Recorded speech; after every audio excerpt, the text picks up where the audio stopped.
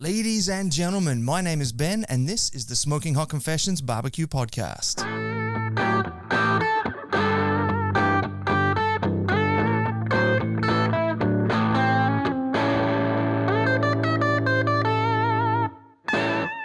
Hey family, I hope you're well wherever you are and you got that thin blue smoke rolling. In this episode of the Smoking Hot Confessions Barbecue Podcast, we're going to be chatting with Shane and Chloe from Forrest Lump BBQ, who are the king and queen of SCA in Australia. They are absolutely killing it. But first up, I just got a couple of announcements that I need to put past you. The first is that we'd like to welcome our podcast partner for today, Heat Beads. They are a charcoal manufacturer. They are nationwide. They do some fantastic work. Both with their charcoal and also in the wider barbecue scene. They've been a part of the whole thing since about 50 years ago, more than 50 years ago now. So there's a very good chance that you have all used their products before. Your parents have used their products, your grandparents have used their products, and they're as much a part of your family as they are of ours. So we do appreciate them coming on board to be our podcast partner for today. The second announcement is that we do have our free ebook available for you, The Beginner's Guide to Real Barbecue. Now, that's over on the SmokingHotConfessions.com website. If you just go over there, have a bit of a click around, a pop-up window is going to appear. You can put your details in there and we'll send it straight out to your inbox for you. The next is that we do have this Smoking Hot Confessions barbecue community on Facebook, which is a fantastic place for you to come join us at. It's where we are live streaming this episode at right now. And later on in the episode, we are going to be putting some of your questions to Shane and Chloe, which is going to be very interesting. And what you can do is if you are joining us live, I can see that there's quite a few of you online with us already. You can write your question in the comment section of that live video in the Smoking Hot Confessions barbecue community. And then later in the episode, I'm going to put those questions to our guests, which is going to be very cool. Now, if you are watching this video on YouTube, do give us a thumbs up, a subscribe, and hit that little notification bell. If you're watching on Facebook, it's a thumbs up, it's a share and a comment. Make sure you're following us as well. If you're watching us on IGTV, give us one of those cute little hearts and a follow. And last of all, if you're listening to this later on Apple Podcasts, do give us a 5-star rating and review because that really helps drive us up the charts. Now, today, as I said, Shane and Chloe from Forrest Lump BBQ. Now, if you saw some of the different competitions I was traveling to in 2019, Meat stands out in my memory in particular, down in Horsham. These guys just slay it, absolutely slay it with their ancillary hand-in. So it's going to be fascinating to have a bit of a talk to them and find out just how they come up with their ideas for these astounding hand-ins. We're going to learn how they got into barbecue. We're going to learn what drew them to SCA, and then we're going to give, and then they're going to give us, we're not going to give them a lesson, they're going to give us a lesson, which is going to be some tips for SCA beginners, which is going to be really cool as well. As I did say at just a few minutes ago, we are going to be doing a Q&A session. And what we have done is we have opened up a Patreon account over at patreon.com/SmokingHotConfessions. Now, due to different restrictions on different platforms, the episode needs to be kept to 1 hour. So if you would like to see the full uncut episode, head over to patreon.com/SmokingHotConfessions. It's $5 a month and we post the complete unedited, uncut versions over there. So do check that out as well. Now, that's probably about all that you want to hear from me. So I think it's time we get these guys in here. This is the internationally awarded Smoking Hot Confessions Barbecue Podcast with your host, Ben Arnott. How long's it been since your last confession? Shane, Chloe, welcome to the confessional. How are you today? Good, thanks. How are you, Ben? Mate, good. We went to a gala night last night, so I slept a little late this morning. Let's call it lunchtime, and have been on the rehydration drinks this afternoon, and I'm feeling good. Oh, I did see those photos. Looking pretty sharp there. Thank you. That was I actually we had 24 hours notice basically. So we had 24 hours. I had to go out. I had to buy all new clothes. My wife had to go buy all new clothes, get her hair done. So the whole day yesterday started at about 6 o'clock in the morning and finished at 2 o'clock this morning. So it was pretty wild. It was pretty wild. So tell us, guys, what was the last thing that you barbecued? Just today, actually did some pork belly. Nice. I love pork belly. Tell us about it. It was just, we did it in the Z-Grill pellet smoker, just a crispy skin pork belly. Trying out a new rub from Meat Graffiti down here in Geelong. So, yeah, those guys were nice enough to give us a sample, so we just thought we'd give it a bit of a crack. Now, I've seen Z grills popping up more and more around the scene. Can you tell us a bit about sort of where they come from and how you like them? Yeah, so what's Michael is the guy that brings those in to Australia.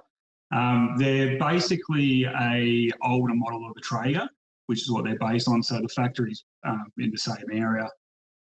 So they're quite easy to use. They don't have the Wi-Fi and all that sort of stuff. It's pretty much turn a dial, it lights itself, and you're cracking with barbecue straight away. So they're very easy to use. Sounds awesome, yeah. And I think all that Wi-Fi stuff is nice, but then when it crashes, it crashes. So in a lot of regards, it can be nicer to sort of dial that technology just back one level and just take it from there. That's right. We do have the Traeger as well with the Wi-Fi and stuff, and I find sometimes it gets a bit fiddly. So, it drops out, and, while they are good, the Z grills has just been, a lot easier to use. A bit more reliable. Mm. Yeah, interesting. And so is that your favourite barbecue? Like I'd imagine if you're anything like the rest of us, you've probably got about 16 of them sort of strewn around the yard. And then some. Yeah, no, I wouldn't say it's our favourite barbecue. My favourite's probably the offset that I built that's on the trailer. We use that for comps. So. Nice, you built that yourself. What was that experience like? That must have been a bit of a tricky thing to do. It wasn't so bad. I mean, it was supposed to be quite a long project. He's like, "Oh, it's going to take me 6 months." And like 4 weeks later, I had a smoker sitting in the driveway, and I'm like, "Okay, yep, cool. This is how we go." That's really funny because usually that story is in reverse. The partner says, "I'm going to build a smoker trailer. It's going to take me 4 weeks," and 6 months later, there's just parts strewn all over the driveway. If it wasn't barbecue related, it probably would have never been finished. So, yeah, probably not. So, tell us how you got into barbecue. Just sort of started out as most people do, just with your humble Weber, wanting to cook a roast. So, get the heat beads, light them, and all that sort of stuff. And if you're having a bit of trouble, went on Facebook looking for tips and stumbled across the Australasian Barbecue Alliance, and just opened up a whole new world. I think the end of it all, or the beginning, really was my sister-in-law and I. We bought Shane and Cameron tickets for the meat stock in 2017. Yeah, nothing's been the same since. Yeah. If there's any event that's going to sort of convert people who are even remotely thinking about getting into barbecue, it'd be a meat stock for sure. And so after that, so that was 2017 meat stock. That they're usually around February, March. What's the journey been like since then? Was it a rapid descent into the world of barbecue, or did you sort of slowly evolve? No, it was pretty rapid. I mean, after meat stock, we sat down because we've got 2 other teammates at Forrest Lump BBQ, which is Sarah, my sister Sarah, and her husband Cameron. We sat down and the girls sort of said, "Why don't you guys have a crack at it?" And we said, "We can't do that. We're not good enough," which, a lot of people think they're not good enough, but they can have a crack. And yeah, we just had a crack there was a local competition in Ballarat. So yeah, we had a crack there and Haven't looked back. Yeah. And how did you go at that first competition? What was that like?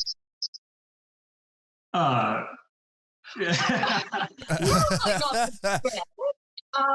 But we competed alongside some great teams there, and somebody that Shane and Cameron were sort of really closely watching and following was Boomer, and he was actually there, and we were able to draw with him in chicken, so we were pretty impressed with that for our first one. Wow. But yeah, the boys were a little bit starstruck there for a little while.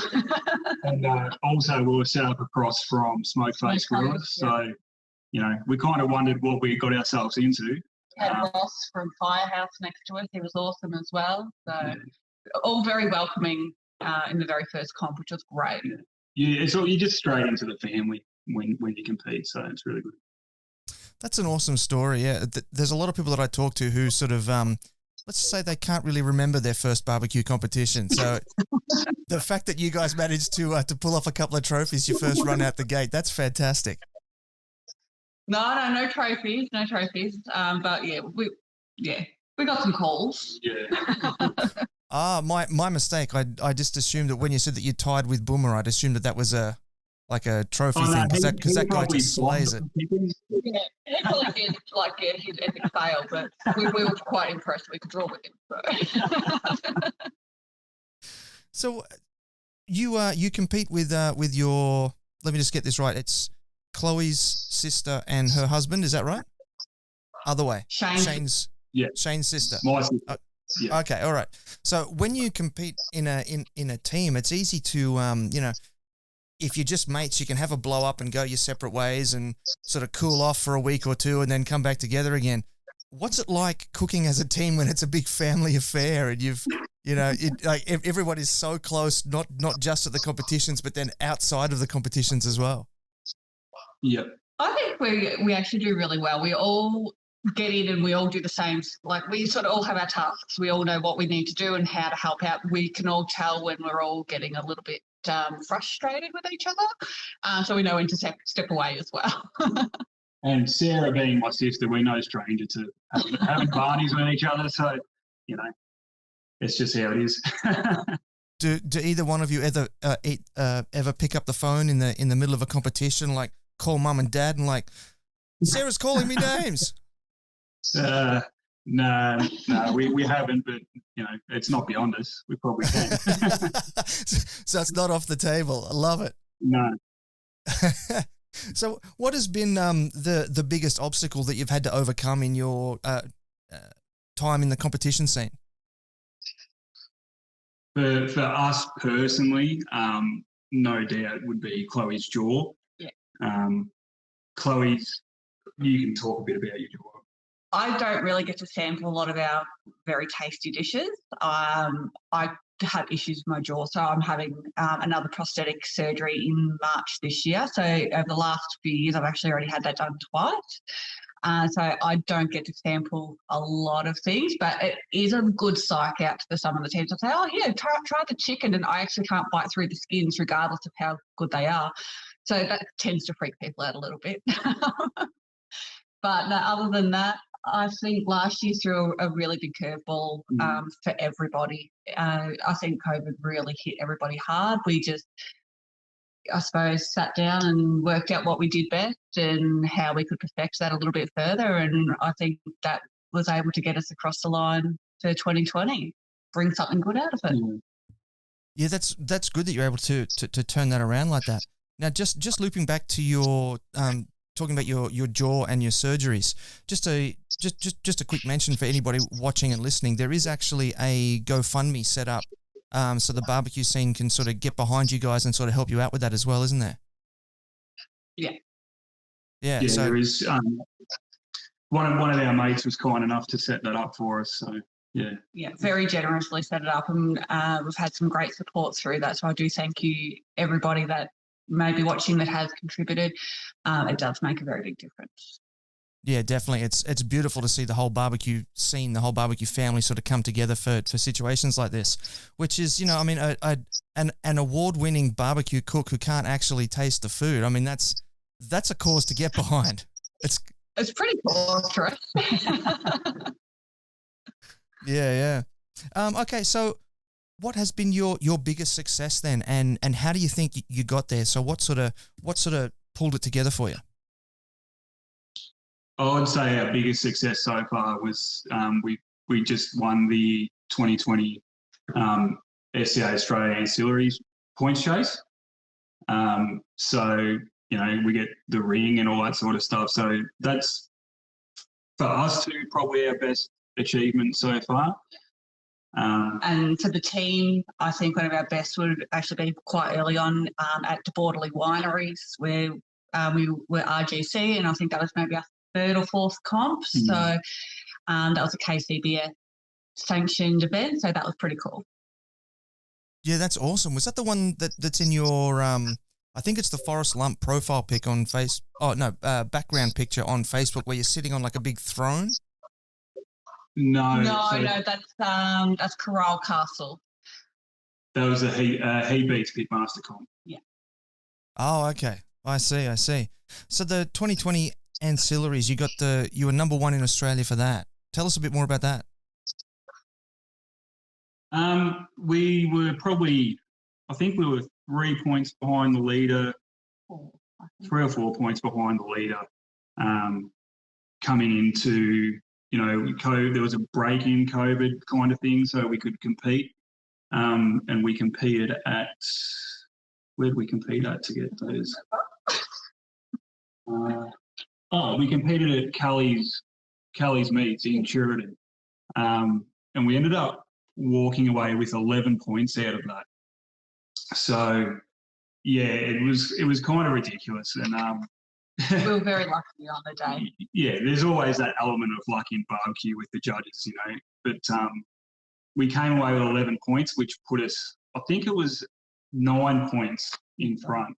And then we had another comp we went to in Armidale where the guy that was coming second, Dan White, was there.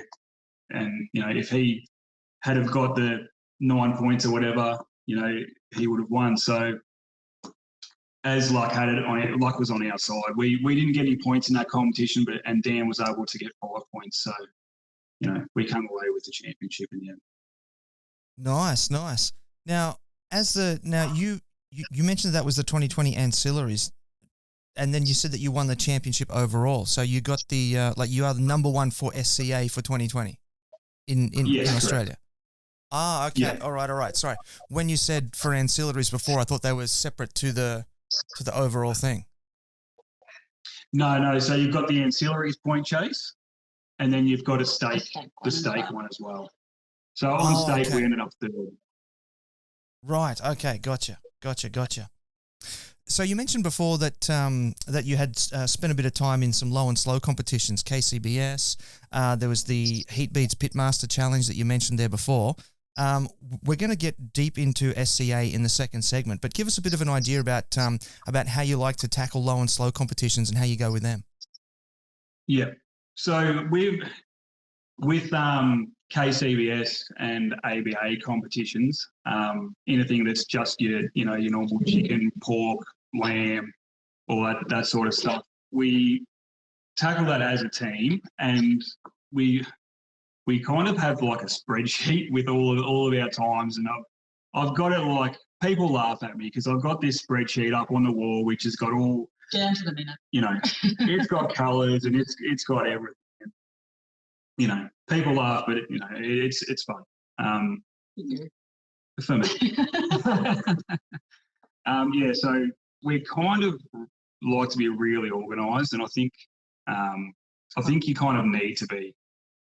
So, yeah. Mate, being organised with spreadsheets, you are speaking my language. He's the king of spreadsheets, for sure. Yeah. The Smoke-Faced Griller boys like to laugh at me because when I first met them, I was walking around a competition with a folded up A3 spreadsheet in my pocket that I was pulling out and crossing off people's names as I was talking to them, and I had all information about who'd been doing what for the last 12 months plotted out in the spreadsheets. Yeah, I mean, watching guys like Smoke-Face, they're unbelievable because they don't run that sort of spreadsheet. They're so well versed in what they're doing. And I hope to get there one day, but I don't know if I can let go of the spreadsheet. No, me neither. I love them too much. So, what's been your experience with the KCBS comps like? Because I know that KCBS sort of started to make a bit of inroads into Victoria, and then I don't know if they've withdrawn a bit or reconsidered, or like how have you found the KCBS side of things? So since we did the KCBS at De Borderley, I think we've only done 2 others since then, which were both down at Cranbourne on Melbourne Cup Day. So we haven't done a lot of KCBS, but in saying that, both Shane and I are certified judges for KCBS as well. So we've been through and done the judging side of things, so that we sort of gives us a little bit of an insight on exactly what the judges are looking for, because they do judge on different criteria to what the ABA and then obviously what SCA do as well. So it's great to sort of be able to have that knowledge to see and sink like the judges do. And I think the big issue at the moment with KCBS competitions in Victoria is the lack of a promoter. We've had a few good guys like Rob Muir, who does the ABA stuff. He was really good, but now he's moved to SA. We've had Brett Gray, who also ran an ABA comp in Geelong. But yeah, we're just kind of lacking those promoters at the moment. And I guess with COVID, it's a little bit scary for promoters. So I think Victoria and COVID has just really damaged everything at the moment. So let's look forward to a great year this year. Well, you've already been getting amongst it this year with the competition recently at Kelly's Meats, I think. Yeah. Yes. Yep. Yeah. So Luke's down there. He's doing like a series of SCA events. So he's teamed up with SCA there. So he's going to be hosting 4 events, and then the GCs and RGCs from each round will get to compete in a grand final. So as well as being a bit of a points chase for the SCA, there's that bragging rights and a little bit of a side pull for the Kelly's comps as well, which is great.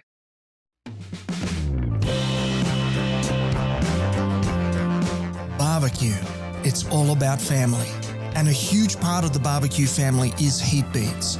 In fact, they've been fueling Australian family barbecues for over 50 years. So there's a very good chance that your kids, you, your parents, and your grandparents have all eaten delicious meals lovingly cooked over heat beads. One of their most popular lines is their hardwood lump charcoal. It's 100% natural, chemical-free, and the lumps are large and consistently sized, giving you a reliable burn every time. It burns hot and is low ash, making it not only perfect for backyard cooks, but also commercial cooking units. So grab your favourite grill, your secret recipe, a bag of heat beads, and your nearest and dearest, and make some delicious, lifelong memories.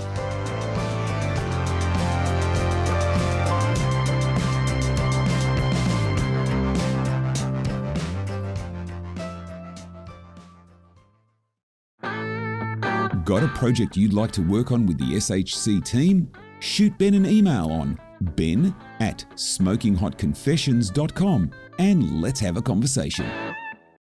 Alrighty, so now in the second segment here, what we're going to do is we're going to take a deep dive into the SCA. So for any listeners or viewers who might be unfamiliar with what the SCA is, can you give us a bit of a quick summary of what the SCA is and how it works? All right, so yeah, SCA is Steak Cookoff Association. So it's out of America. So there's 2 parts really. There's a steak points chase, and there's the ancillary points chase. So your steak, you're cooking a Scotch fillet. They're looking at things like your presentation. There's a set doneness, which is medium, that you need to have your steak cooked to, taste, texture, all those sort of things. And then there's the ancillaries, which is more about creativity with food. A lot of hors d'oeuvre type things. For instance, we're going to Up and Smoke in a couple of weeks, and there's breakfast, wings, desserts, and steak. And they've got a mystery one as well. So I haven't told us what that is yet. So. Ooh. That's exciting, yeah. So just tell me that again. That was breakfast, wings, desserts, and the mystery. And the mystery. Wow, okay. So I know that we make lots of jokes about hot dogs being mystery meats, but this could literally end up being a mystery meat challenge. Yeah. Awesome. We have done one comp before that had a mystery, and it was end up being duck. So interesting. How did you go with the duck? We got first place. No, duck. Fourth place. Sorry, my bad. Fourth with duck. Sorry, that was a competition. We won all the other ancillaries. That was our first SCA that we. That's what made us hungry for SCA. Well. That was at the Q Club in Melbourne. Yeah, right. I reckon Cav would put on a bit of a good comp there. So when it comes to those hand-ins, like the ancillary, the mystery duck, do they give you any notice at all, or do they just tell you 5 seconds before you got to go and pick up your piece of duck? No, so with the SCA at the Q Club, we had a week. So we found out the Saturday before. So we had, I suppose, 7 days to work out what we could do. We haven't been told about up in smoke yet, so we may not find out till the day. We may find out the week before. But I suppose that's why it's really important to be able to be versatile and present and cook all different proteins and all different types of things, because you never know what's going to be thrown at you. Yeah, very good point there, yeah. Okay, well, I'm super interested to find out what's going to happen with that mystery hand-in at Up in Smoke. That's one of my favourite barbecue festivals, and I can't get down there this year, and I'm just gutted. So make sure you have all the fun for me. We'll keep you posted. Yeah. So tell me about the steaks then. How do you guys like to go about preparing and cooking your steaks? So you'll go in and select a steak. You get 30 seconds to pick your steak. You'll get two. A lot of people will cook a burner steak so they can see how those steaks are cooking on the day, because, temperature of the day, wind, all that sort of stuff can come into effect. So the brand of the steak as well really affect it. Yeah. We're a little bit different though. We sort of prepare both steaks as if we're going to hand in both, and then we'll select one once they're both cooked. But we'll just give them a quick trim, season, tie them up into a shape that we like. And yeah, we do a reverse sear, which is not many people do anymore for SCA. There's a few people that do it well, but yeah, it's more people that are direct searing these days. So, why do you think there's that movement from reverse sear to direct sear? I'm not quite sure, to be honest. I think with a reverse sear, you get that pinkness through the whole cut. There's none of that greying from having that high heat directly on the surface of the meat. But yeah, it may be that. I think it's what the cool kids do, let's be honest. Comes down to who's up the top of the leaderboard and what they're doing, and then everyone will go, oh, let's give that a try. And we did try the hot and fast, and it didn't go so well for us. Yeah. So we stick to what we know. And I think that's important.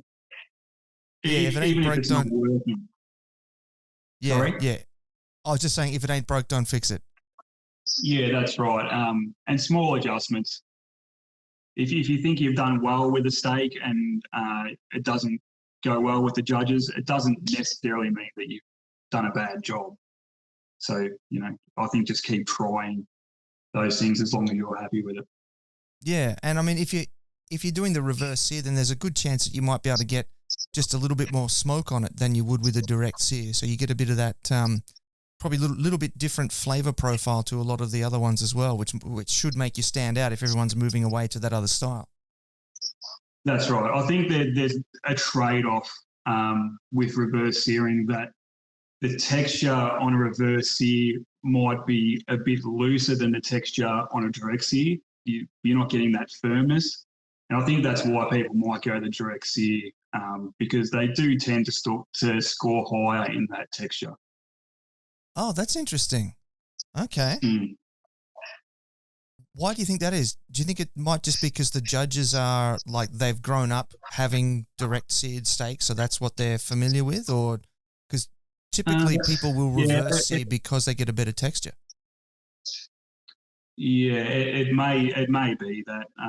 I feel personally that the direct sear is a lot firmer, where the reverse sear, for me, it's a lot easier to get that medium doneness. Interesting. Very cool. All right, so let's dive into ancillaries then, which I know is where you guys are at. So what is it that just fascinates you about these ancillary categories? Because I mean, you both of you clearly have just this passion for the ancillaries. So tell us a bit about what fascinates you about them. For me, I think it's the fact that you can really push the limits and you can really think outside the square and then push it even further. Wherever those really whacked out creations, I suppose, come from in your head, you get to actually put them into a box and hand them to a judge. So I think that's where it is for me. Yeah, what about you? Yeah, I think it's the creativity that, it's just the creativity with food. It's kind of like half cooking, half artist. It's fun. We're always thinking about how to present the food. You don't necessarily get judged on how it looks in the box, but everybody eats with their eyes. You eat with your eyes. So if it looks good, you're halfway there. Yeah. Now, are either of you or both of you chefs by profession? I did work in a kitchen for a little bit, but not preparing this type of things. More for children. So I was a childcare director and I'm a mechanic. So right. Okay. All right. That makes it even more impressive because you haven't had that formal training in making all that fancy stuff. So that's literally just an internal passion that you've found. As far as our training goes, it's probably like MKR and things like that. You got the DVR set to record every episode and then watch it all back in slow motion. And we usually like to start with a recipe and then we'll just twist that recipe into something that we think's good for SCA. So. Yeah, right.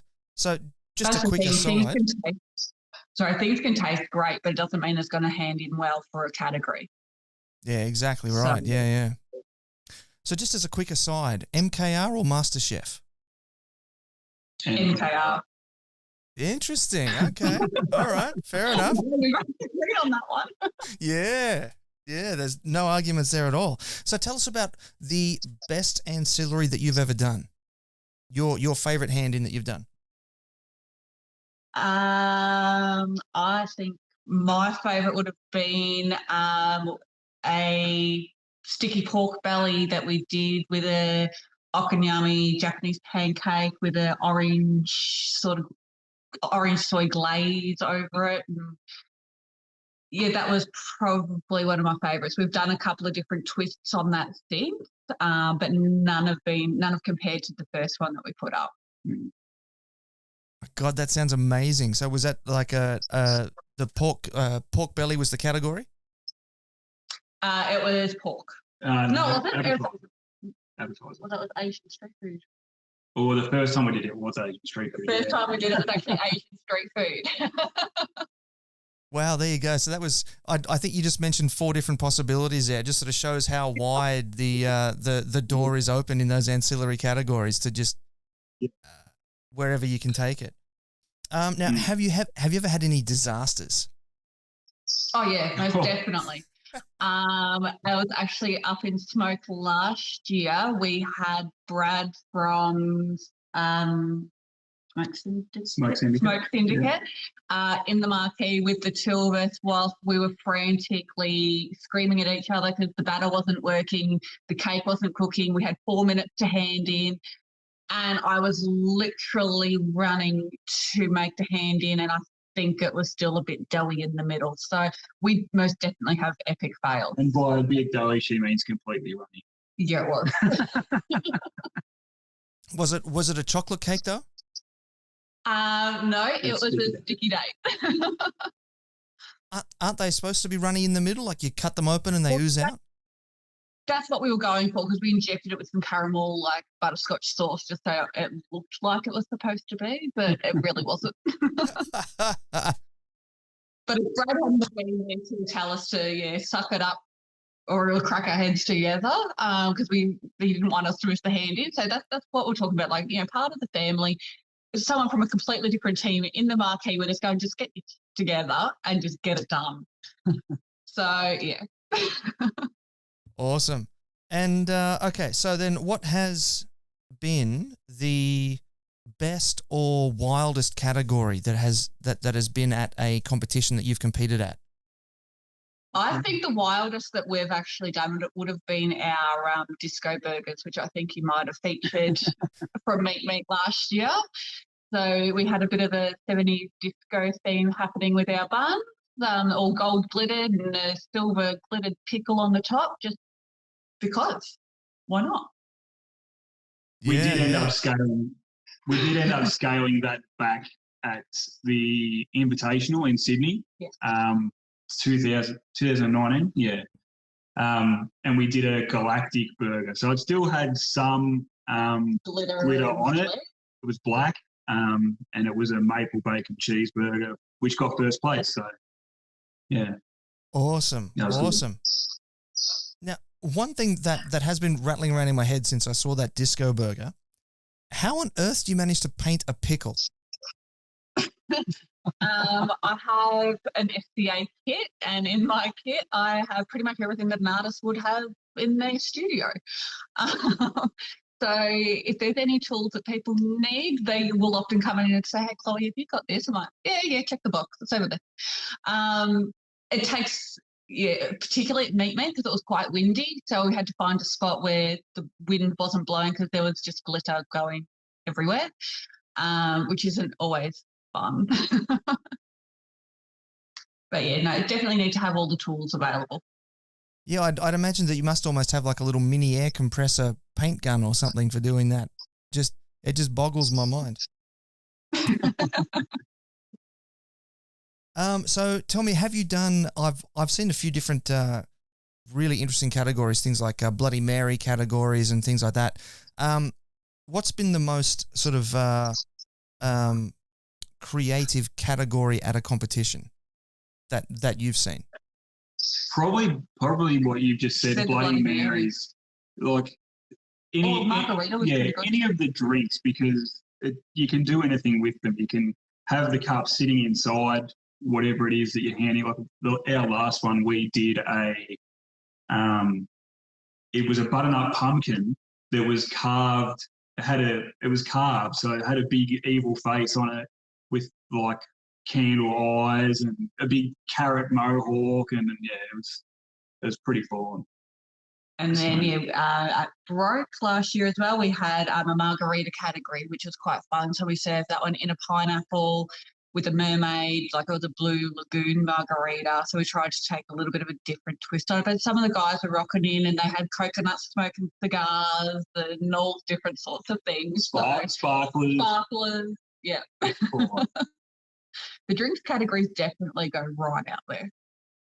I'm interested to know, though, if you got all that alcohol and you're playing with sparklers around it, I mean, aren't you kind of taking a risk there? Most definitely.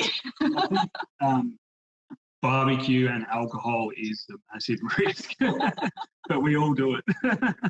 Yeah, I'm just sort of picturing like all the spirits going into the margarita and then sitting a sparkler on top and sparks falling into the margarita, and all of a sudden you've got a flambeau or something happening there. And Flaming Mo.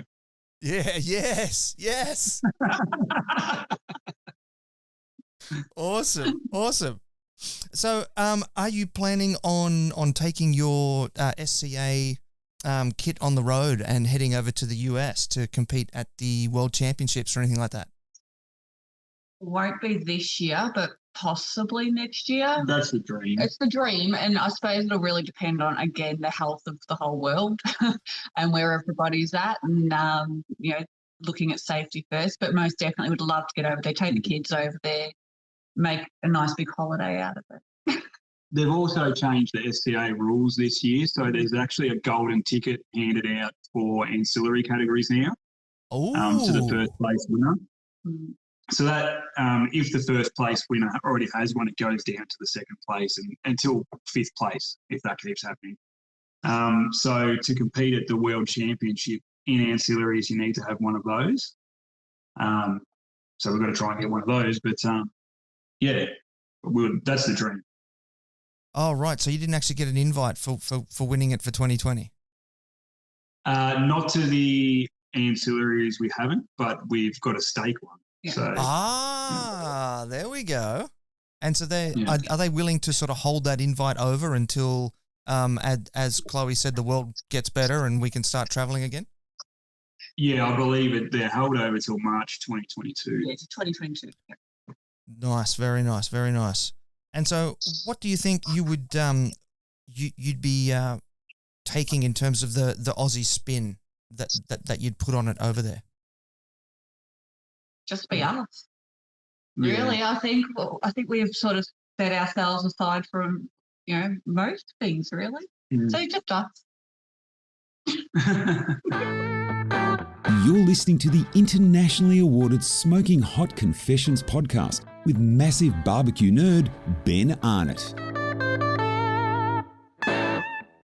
Alrighty, so now we're into segment 3, and we're going to do a couple of different things here. We're going to start off with the lesson that you guys are going to share with our viewers and our listeners, which is tips for SCA beginners. And then after that, I'm going to start fielding you the questions that have been coming through in the comments there.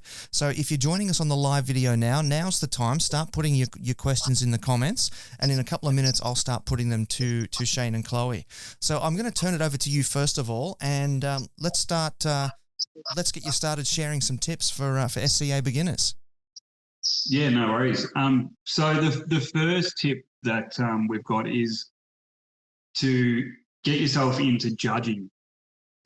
It doesn't have to be before you compete, but for us, we were competing and we were always behind. We were never getting call-ups. So we went and judged at the Q Club. Did the Masters of Q there. Yeah, and that was huge for us because it shows you what all the teams don't want you looking at, which is all of their hands. So, they don't post, a lot of teams won't post photos of their hand-ins and stuff. So judging gives you that experience to look into the box, see what everybody else is doing. You get where that bar is, where the bar's set. So, or if teams do want you to see what they're doing, you get this ones that have been dropped and half mushed on the side of the chopping board, not what's actually going to the judges. So seeing, smelling, tasting that from the other side, so different. Yeah. The next one would be to talk to the other teams that are competing and get their tips. We were lucky enough to have help from people like Boomer, Ross Walker from Firehouse Barbecue. He was a really big help in our first competitions. Obviously, he's kamikaze now. It's a big family, so draw on their experience, and that's pretty invaluable to do. And get yourself versed in the SCA rules because you need to know the rules to be able to bend them. You don't want to break them, but you've got to push them as far as you can. Yeah, you need to bend. You want someone to open the box and go, "Wow, can they do that?" or not. So, yeah, that's a big one. And practice at home. And then when you think you've got it down pat, practice some more.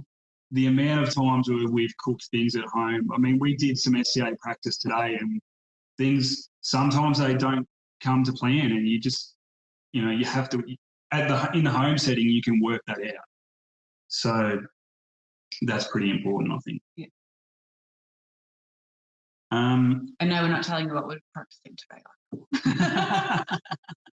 I was pretty sure that you did say when I asked what was the last thing you barbecued, right back at the start of the episode, you told me that you'd done some pork belly. But we were practicing desserts today. Ah, okay. And the other thing is sponsors. We couldn't be anywhere near where we are without our sponsors. They've been amazing through both the ABA, SCA. Yeah, competing can be very expensive, and sponsors, it just makes it so much easier. So just don't be afraid to approach people, email what the people from what fuel you're using. HBs have been a massive help to us. Lara Quality Meats is another one of our sponsors, so they help us out with meat, which is it's just a huge weight off. And at the end of the day, you've got nothing to lose. If they say no, they say no. But we've been fortunate enough that people we've approached have said yes. We've had some approach us, which has been great partnerships, really has. And don't be afraid to approach the little guy as well. We've got small business owners that sponsor us, like Dirty Doug's Essentials, Boss Hog and the Duchess of Pork, who are getting quite big now, and a little business called Wood Grain Concepts. who do chopping boards and stuff. Like everything helps. So, and those little businesses grow with you as well. So. Yeah, very nice. It's nice to see sort of different opportunities to support local small and large businesses as well, and see how that circle can be reciprocated, I guess is probably the best word. You help them, they help you, that helps the scene, that helps everybody. So that's really interesting. It's quite rewarding. Lara Quality Meats, for instance, they're our meat sponsor. And when we first started with them, they were looking to get into the low and slow cuts as well. So we've grown together, and now he's the destination butcher in Geelong for low and slow. So, it's been beneficial for both of us. That's interesting how those opportunities can then sort of develop into new different sort of business pathways for people as well. It definitely does. We're starting catering now, and we're just starting up some classes as well, which we're doing out of Lara Quality Meats to start with, which has been awesome so far. I mean, the tickets sold out in a day and a half. So, and there's people screaming for them. So there's a good market for it. Yeah. Now, you're actually doing that as Barbecue Asylum, is that right? Yeah, that's correct. So we've just started a little side business, and we'll see how it goes. So there it you just go. makes it easier with the ABN to move it around, that sort of thing. Yeah, sure, of course. Yeah. So that's a great tip for SCA beginners there. If you want to get a leg up in the world of SCA, go check out a Barbecue Asylum class coming to a city near you soon. Yeah, definitely. Definitely. We're an open book. Yeah. Now, just looping back to what you mentioned about judges before, how do you sort of make the most of that opportunity as a judge? I know that there are certain people in low and slow barbecue teams who have a reputation for carrying a notebook into the judge's tent. Is that something that you're able to do in an SCA judge's tent? I don't think it's against the rules. You're not allowed to take photos and stuff. So no photos of the boxes, but you take a lot of mental notes, and when you do get out, you forensically writing your own notes everywhere. But it's actually a good point. I don't know if you can take a notebook in. I think talking to the other judges once judging's complete as well, because then you get a feel of what their favourite hand-in was, why they liked it. And then when you see the awards, if that one does well, you sort of understand a little bit more as to why. It's not just in your thoughts. You've got those of 5 others that have been on the table with you. Mm. And you're trying to please the masses, really. So you're sort of really doing everything you can to sort of harness those all those minds on the table and sort of pull from that. Yeah, correct. And you got to remember, you only get one bite. The judges will take one bite of your thing, and you've got to win it from that one bite. So it's got to be impressive. Yeah, no doubt about that. Another thing that you mentioned was talking to other teams. How would you recommend someone? I mean, you can't just sort of walk up to their tent and go, "Hey, tell me how you do what you do." Of course you can. Oh, okay. All right. I'm struggling with this, or we're doing things this way, and people go, "Oh, that'll work," but have you thought about this, or have you tried that? So they won't tell you exactly what they're doing or how they're doing it, but they will give you ideas on different ways that you may get you to the same point. Look, people aren't going to give you their most closely guarded secrets that they have, but they're going to point you in the right direction. So with time, you're going to get there. So, yeah, nice. You're not heading in the complete wrong direction. Fair enough. I like that. Alrighty, so now's a good time for us to start wrapping up this episode. I'm going to hand it over to you now. Give us some shout-outs to people who've helped you. Give some thanks to those along the way, and tell everybody where they can track you down on the internet, on the social media. Yeah, no worries. So firstly, our sponsors, Heat Beads, they've always been a massive help. We mentioned that they were with us since the start. Huge help, always there for us. So thanks, guys. We love you. Lara Quality Meats, again, there since the start. I mean, we were very lucky as a starting team to be sponsored by a butcher straight away. That doesn't happen. But yep, so Geelong's home of the low and slow. Get into the Lara Butcher. If you're from Ballarat, get in the car, drive down there. It's not that far. It's only an hour. it's the destination butcher for low and slow in Geelong. There is basically nowhere else to go. Nowhere sells the briskets, the pork shoulders, the lamb shoulders, the Not ribs. the same quality. No. So get in there and support Andrew and the boys. Boss Hog and the Duchess of Pork. Mel and Dan Barrett. Love them. They've been a huge support as well. Free delivery Australia-wide. They have really good deals on Tuesdays. Just saying. Get on the cheap ass Tuesdays. Dirty Doug's Essentials. Dirty jalapeno relish you will come across ever. Pickled jalapenos, amazing. Yes, absolutely amazing. So Google them. Dirty Doug's Essentials. They're Facebook awesome. as well, yeah. Z-Grills Australia. They've been on board with us now for roughly a year and a half. As we said earlier in the podcast, very easy to use, a cheaper alternative to your Traegers and that sort of thing at roughly half the price. Great after service if you need it as well. They're on the phones, they're on the emails, very responsive. Again, you can pick one up at Lara Quality Meats as well. So go in, get your Z, get your meat, it's all done. And Wood Grain Concepts, who's a new sponsor of ours, they make chopping boards and knife blocks and anything with wood. So give them a look on Facebook as well. Thanks to all the teams that have helped us out. As Shane said, a lot of teams will hold their nearest and dearest secrets to themselves. But other than that, they're up for a chat, they're up for a beer or 10, maybe more. Ask the boys from Hannibal, they're really good at it. They don't seem to keep track any time. But no, and thank you, Ben, for being with us and helping us getting our name out there as well after Horsham. And again, today it's been great. Thank you. And just a shout out as well to the guys from Pork and the Brine, who we mentored when they were starting out. They're doing big things in barbecue. And just be careful how much we do help people, because we help them and then they bet us in steaks. So just saying. Yeah. So you got to start holding back on some of those secrets there then. Yeah. Well, as Shane said, we're an open book, maybe a little bit too open. Too open. Yeah. So tell us where we can track you down on the social media, and make sure that you remember to include Barbecue Asylum as well. Yes. So we're on Facebook, Barbecue Asylum and Forrest Lump BBQ. And we're also on Instagram with Forrest Lump BBQ. Not yet with Asylum, but we will be shortly. Yeah. Give us a follow, give us a like, and hopefully, you can see some pretty cool things coming out this year.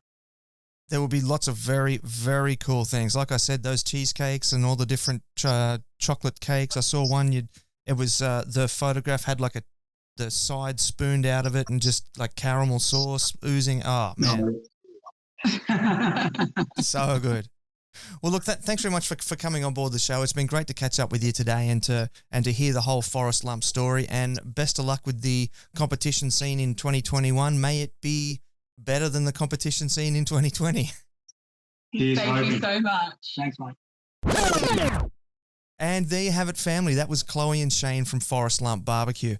Beautiful people. They're the like real salt of the earth. When you hear that expression, salt of the earth people, they're just beautiful people, fantastic to have in the barbecue scene. And they really are paving the way in terms of creativity and what you can achieve in the SCA scene. As I said before, some of the most creative stuff I've ever seen was coming through that judges room down in Meat when I was doing the photography there. Absolutely just phenomenal stuff. All right, so just to wrap things up for today, I just want to close out with giving a big thank you and a big shout out to our podcast partner for today, Heat Beads. As I said at the top, their lump charcoal is my personal favourite, so get out there, get some of that. It is beautiful stuff. Jump onto our website, smokinghotconfessions.com. Have a click around. A pop-up window is going to appear. We'll shoot you out a copy of our free ebook, The Beginner's Guide to Real Barbecue. we do have the Smoking Hot Confessions community on Facebook. So if you would like to join us for these recordings live, so you can put these questions to our guests, put your questions to the guests, make sure you join us over there. If you would like to support the show, we do have Patreon set up now, smokinghotconfessions.com/Patreon. If you head on over there and subscribe, it's a $5 a month subscription, and you get all the uncut, unedited versions of the show there. So that's really cool. And if you are watching on YouTube, do give us a thumbs up, a subscribe, and hit that notification bell. If you're watching on Facebook, it's a thumbs up again and a comment and a share. The share would really help us out. And if you are watching on IGTV, the cute little love hearts and a follow. And if you're on Apple Podcasts, a 5-star rating and review. We would love that so much. And I'll tell you what, if you leave a 5-star rating and review for the show, I will give you a shout out at the top of the episode. So how about that? There's a deal for you. And that's all the time that we do have for today. So until next time, take care of each other and keep on queuing. Thanks for listening to the Smoking Hot Confessions podcast. Head on over to smokinghotconfessions.com for recipes, tips, and Ben's own confessions.